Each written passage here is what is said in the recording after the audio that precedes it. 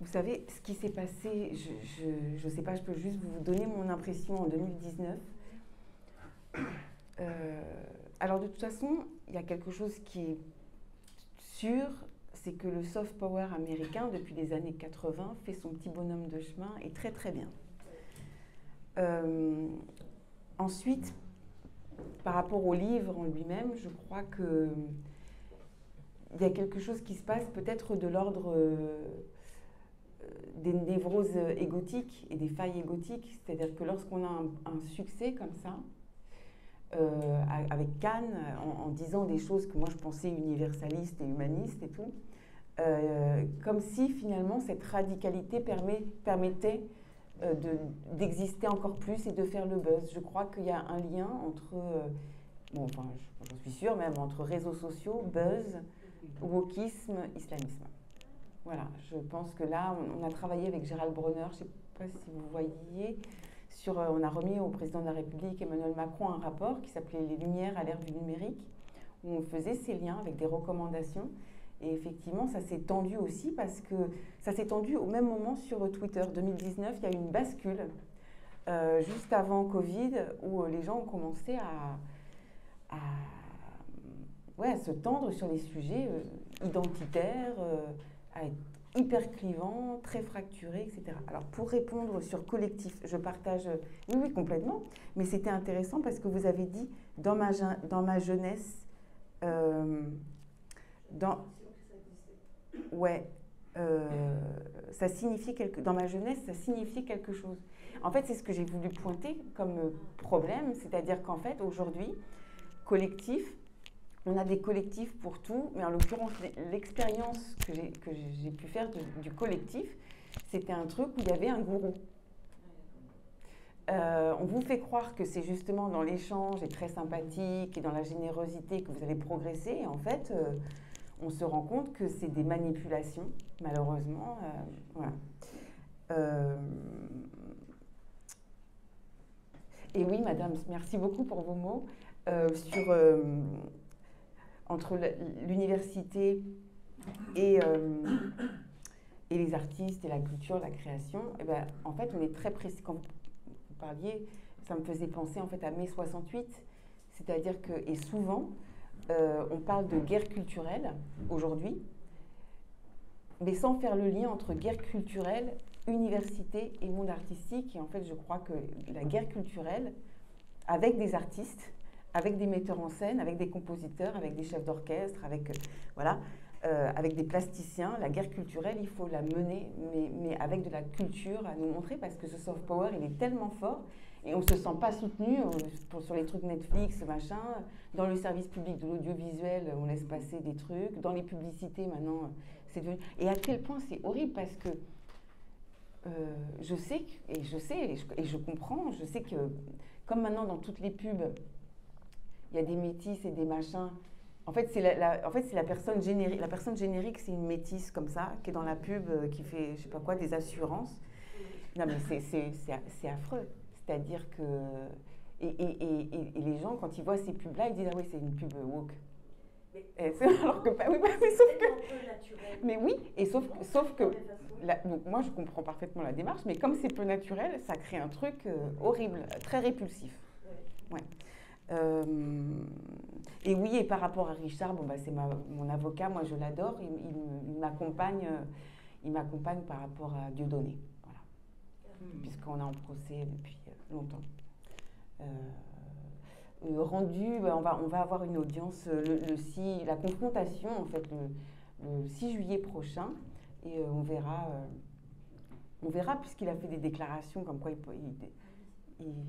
a changé. Et moi, je pourrais lui chanter Julio Iglesias. Non, tu n'as pas changé.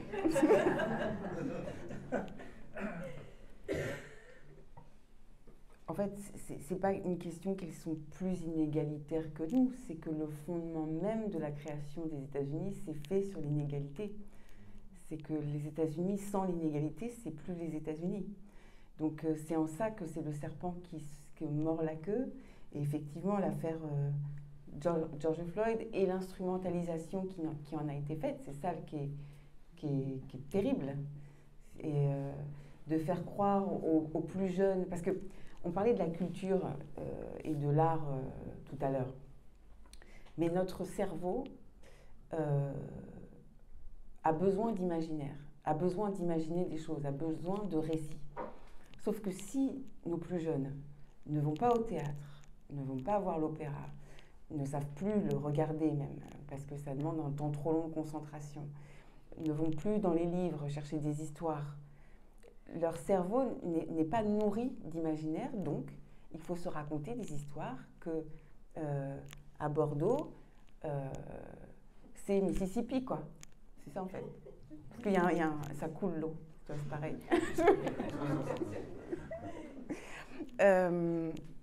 Et effectivement, mais je ne suis pas,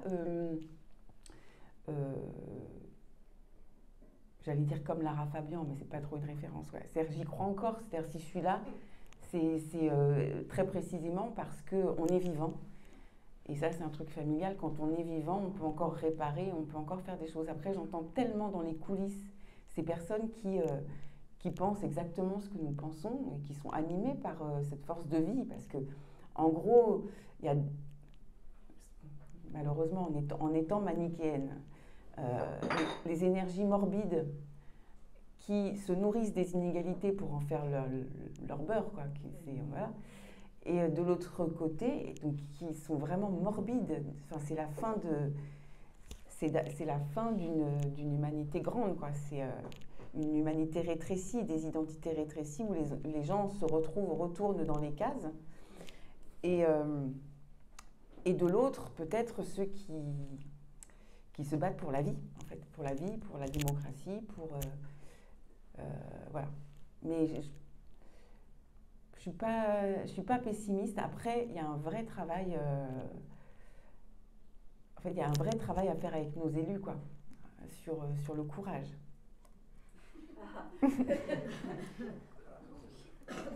C'est ça. Ah oui, très directement. Après, le courage et aussi sur ce genre de choses, sur les questions comme ça, universalistes, humanistes et de laïcité, on ne peut pas suivre des modes. Et le problème, c'est que parfois, on a le sentiment que la politique, au lieu d'avoir une vision sur le long terme, on suit des modes pour faire plaisir, que ça fait comment ? Voilà, et puis surtout, mais au-delà de l'élection, les nombres de vues, parce que ça fait des nombres de vues.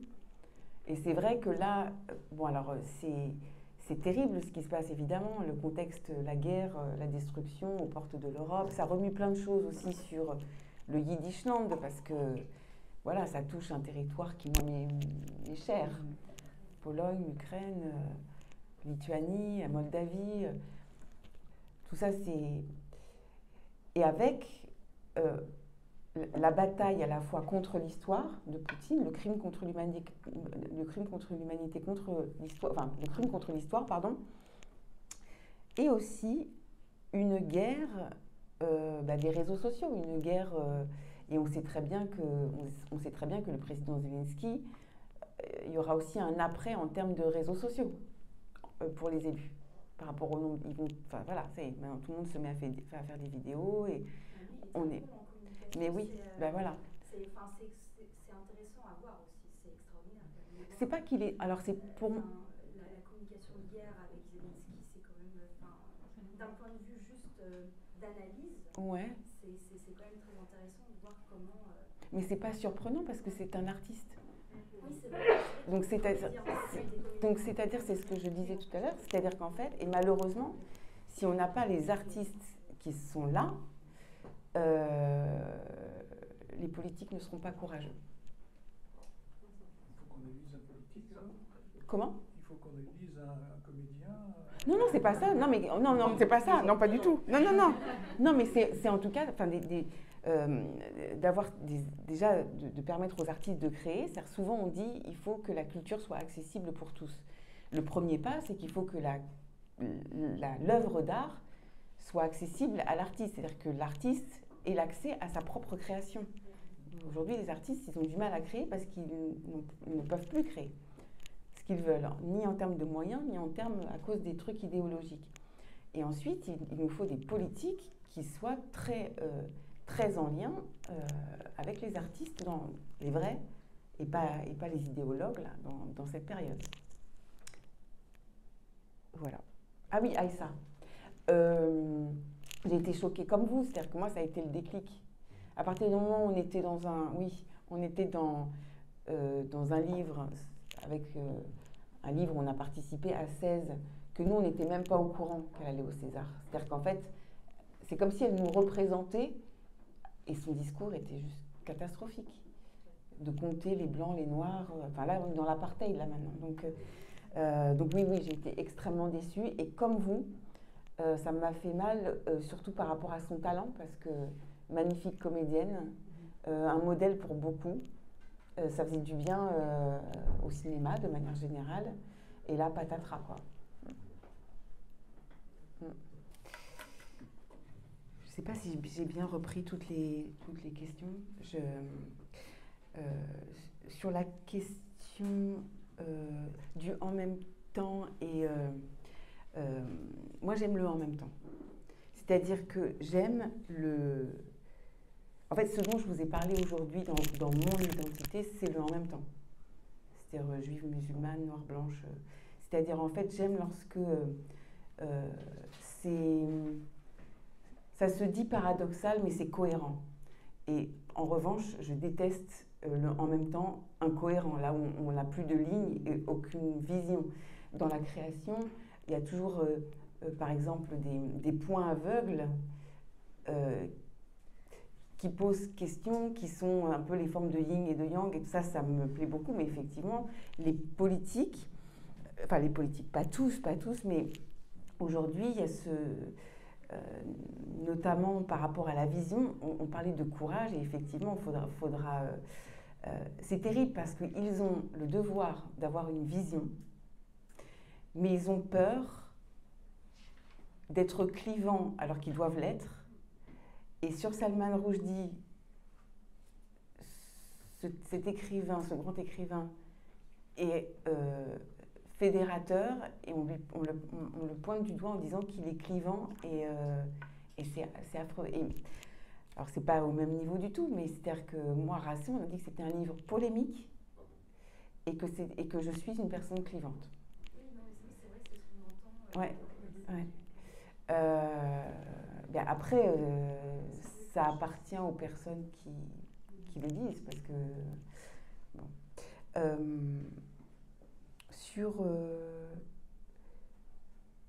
Sur les questions de 2019, mais je suis d'accord avec vous, c'était pas...